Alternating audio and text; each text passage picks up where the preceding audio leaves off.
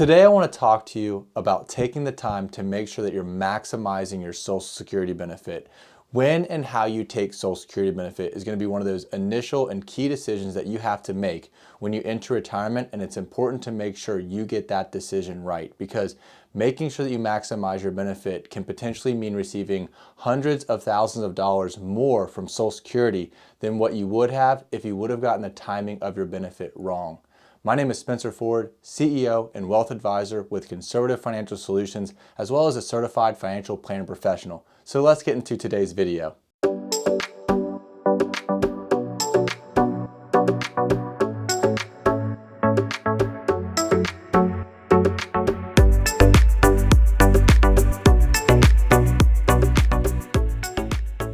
So like I said, today we're going to be talking about maximizing your Social Security benefit. And not everyone is going to be entitled to Social Security, but about 97% of the population is. So it is definitely something that we need to take some time to discuss. But even if you're part of a pension plan that didn't have you pay into Social Security, so therefore you're not entitled to Social Security, you're going to have to go through a lot of that same decision-making process as when and how to take your pension as somebody who's trying to decide on the when and how they should take their Social Security benefit. How important is making sure that you get your Social Security benefit right? Well, to the average earner, it has the potential of making up around 40% of their income in retirement. So it's definitely something that you want to make sure that you take the time to get right.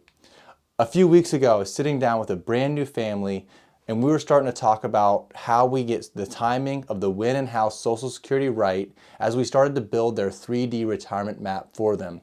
And right in the middle of that meeting, Mary stopped me and she asked me a question. She said, "Spencer, when is the best time for us to take Social Security?" And we had just started the meeting. That's a loaded question to get right off the bat, because there are 81 age combinations and more than 567 calculations that you need to go through in order to make sure that you're making the right claiming decision. It's no wonder that only 4% of retirees make the optimal Social Security claiming decision, which means most retirees leave money on the table when it comes to claiming their benefits. But wouldn't it be nice if you had a superpower? If you had the ability to time travel and you could take Social Security, you could start it several different ways at several different times, travel to the future and see how that worked out for you, and then ultimately choose the strategy that best worked for you. In many respects, good financial planning, along with some use of technology, gives you that ability. So to answer Mary's question, that's exactly what we did. We traveled to the future, running multiple scenarios to see what worked out best.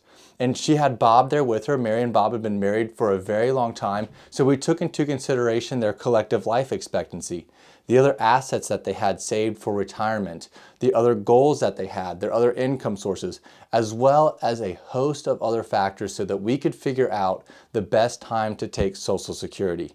Now, do you know the most common age that someone takes Social Security? The most common age that someone starts Social Security? It's actually age 62. But if you start Social Security at age 62, you're going to receive a reduction in what Social Security considers your full retirement age benefit. That's the age in which you get to take Social Security without any type of reduction. And if you take it early, there's a permanent reduction. And for those born age 1960 and later, that full retirement age is age 67.